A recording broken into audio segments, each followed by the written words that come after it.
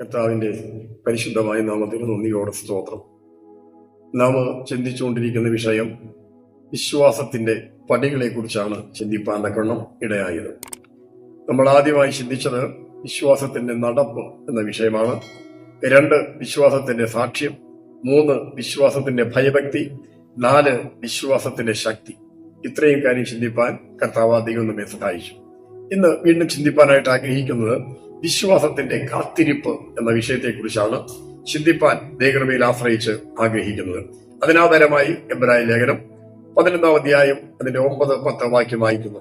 വിശ്വാസത്താൽ അവൻ വാഗ്ദത്ത ദേശത്ത് ഒരു അന്യദേശത്ത് എന്ന പോലെ വാഗ്ദത്തത്തിന് കൂട്ടവകാശികളായ ഇസ്ഹാക്കിനോടും യാക്കോബിനോടും കൂടെ കൂടാരങ്ങളിൽ പാർത്തുകൊണ്ട് ദൈവം ശില്പിയായി നിർമ്മിച്ചതും അടിസ്ഥാനമുള്ള നഗരത്തിനായി കാത്തിരുന്നു. ദൈവദാസനായിരിക്കുന്ന അബ്രഹാമിനെ കുറിച്ച് നാം ദൈവവചനത്തിൽ വായിക്കുന്ന കാര്യമാണ്. വാഗ്ദത്തത്തിന്റെ കൂട്ടാവകാശികളായ ഇസ്ഹാക്കിനോടും യാക്കോബിനോടും കൂടെ കൂടാരങ്ങളിൽ പാർത്തുകൊണ്ട് ദൈവം ശില്പിയായി നിർമ്മിച്ചതും അടിസ്ഥാനമുള്ള നഗരത്തിലൂടെ കാത്തിരിക്കുക. എങ്ങനെ? വിശ്വാസത്താൽ അവൻ വാഗ്ദത്ത ദേശത്ത് എന്ന് പറഞ്ഞാൽ കനാൻ ദേശത്ത് ദൈവം വാഗ്ദത്തം നൽകിയ ദേശമാണ്. ദൈവം അബ്രഹാമിനോട് പറയുകയാണ്, നീ കിഴക്കോട്ടും പടിഞ്ഞാറോട്ടും തെക്കോട്ടും വടക്കോട്ടും നടക്കാം, ഈ ദേശം ഞാൻ നിനക്ക് വാഗ്ദത്തം തന്നിരിക്കുകയാണ്. അങ്ങനെയാണെങ്കിൽ ദൈവം വാഗ്ദത്തം നൽകിയ ഒരു ദേശത്ത് പാർക്കുന്ന സമയത്ത് അവൻ എങ്ങനെ പാർത്തു? ഒരു അന്യൻ എന്ന പോലെ പാർത്തു.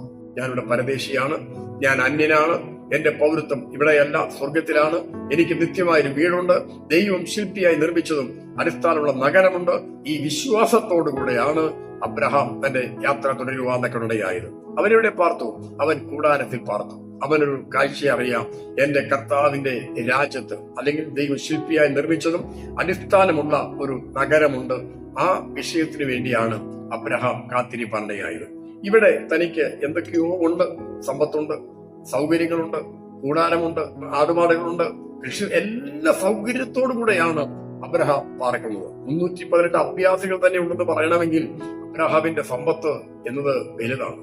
എന്നാൽ തനിക്കൊരു കാര്യം അറിയാം, ഇതൊക്കെ ഞാൻ ഇട്ടേച്ചു പോകേണ്ടി വരും, എന്റെ നിത്യഭവനം സ്വർഗത്തിലാണ്. നാം എന്തെല്ലാം ഉണ്ടാക്കിയെന്ന് പറഞ്ഞാലും അതെല്ലാം ഇട്ടു പോകേണ്ടി വരും. കൊട്ടാരമായാലും വിട്ടേ മതിയാകും, വണ്ണം വരുത്താനും മണ്ണിന് ഇരയാണ്. പാട്ടുകാരൻ പാടുന്ന അങ്ങനെയാണല്ലോ. ആകയാൽ ചെറ്റപ്പൊരിയതിൽ പാർക്കുന്ന ഭിക്ഷുവും മരണത്തിന് കീഴടങ്ങേണ്ടി വരും. ആർക്കും തന്നെ ഈ ലോകത്തിൽ നിലനിൽക്കാനായി സാധ്യമല്ല. അപ്പോൾ അബ്രഹാമിന് ഇത്ര സമ്പത്തും സൗകര്യങ്ങളും ദൈവത്തിന്റെ വാഗ്ദത്തങ്ങളും വാഗ്ദത്ത ഭൂമിയൊക്കെ ഉള്ളപ്പോൾ തന്നെ തനിക്കറിയാം, ഇവിടം വിട്ട് ഞാൻ പോകേണ്ടി വരുമെന്നുള്ള ഒരു കാഴ്ചപ്പാട് അബ്രഹാമിനുണ്ടായിരുന്നു.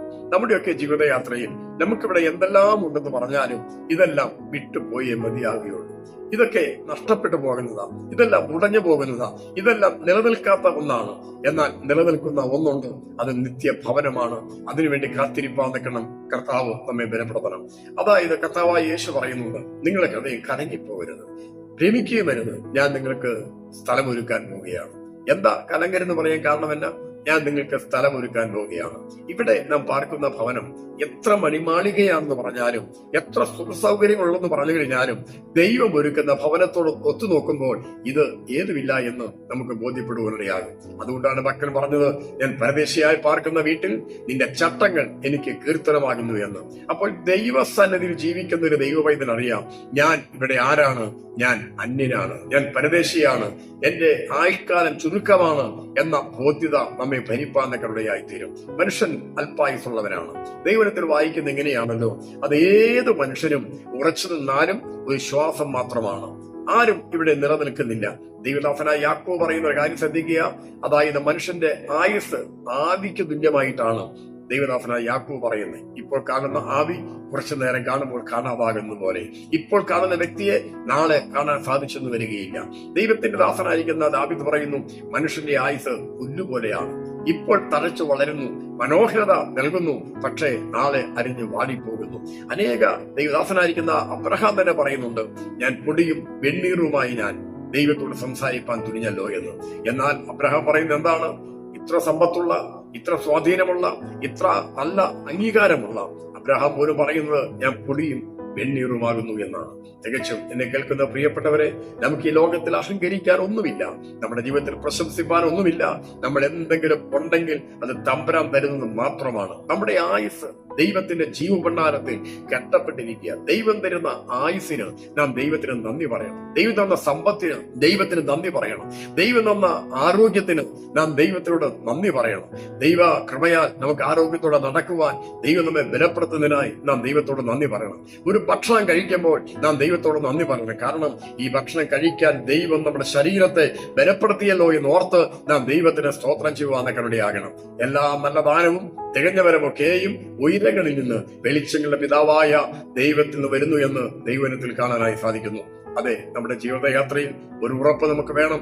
നമ്മുടെ അന്യരാണ്, നമ്മളുടെ പരദേശിയാണ്. ദൈവദാസനായിരിക്കുന്ന യാക്കോബ് പറയുന്ന കാര്യം എന്താ ചോദിച്ചാൽ, എന്റെ പരദേശ പ്രയാണകാലം 130 വർഷം. അതിന്റെ പിതാക്കന്മാരെ പോലെ ആയിട്ടില്ല. അപ്പൊ ഞാൻ ഇത്രയും നാളെ ജീവിച്ചപ്പോൾ താൻ പറയുക അത് കഷ്ടവും പ്രയാസമുള്ളതായിരുന്നു എന്ന്. എന്നാൽ ദൈവദാസന യാക്കോബിന്റെ കാര്യം അറിയാം, ഞാനിവിടെ പരദേശിയാണ്. ഭക്തന്മാരുടെ ചോദിക്ക് അവരെല്ലാവരും പറയുന്ന ഒരു കാര്യമുണ്ട്, ഞാനിവിടെ അന്യനാണ്, ഞാൻ പരദേശിയാണ്. ഈ നാടുകളിൽ നമ്മുടെ ജീവിതത്തിൽ പ്രത്യാശ ഒതുക്കപ്പെടുവാനിടയാകട്ടെ. ആ നിത്യ രാജ്യത്ത് പോകുവാൻ സർവശക്തനായിരിക്കുന്ന ദൈവം നമ്മെ ഓരോരുത്തരെയും സഹായിക്കുമാറാകട്ടെ. ആ നിത്യരാജ്യത്ത് ചെല്ലുവാനും ആ നിത്യരാജ്യത്ത് ചെല്ലുമ്പോൾ നമുക്ക് എന്തെങ്കിലുമൊക്കെ ഉണ്ടാകാനിടയായി തീരണം. പ്രതിഫലം ദൈവകരങ്ങളിലാണ്. നാം ദൈവത്തിൽ വായിക്കുന്നു, കൂലി അവന്റെ കയ്യിലും പ്രതിഫലം അവന്റെ പക്കലുമാകുന്നു എന്ന. നമുക്ക് കൂലി തരുന്നൊരു ദൈവമുണ്ട്, പ്രതിഫലം തരുന്ന ദൈവമുണ്ട്, നമുക്ക് സ്ഥലമൊരുക്കുന്ന ഒരു ദൈവമുണ്ട്, ശില്പിയായി നിർമ്മിച്ചതും അടിസ്ഥാന നഗരമൊരുക്കിയ ഒരു ദൈവമുണ്ട്. ആ വിശ്വാസത്തോടുകൂടെ നമുക്ക് പറയാം, ഞാൻ ഇവിടെ അന്യനും പരദേശിയുമാണ്.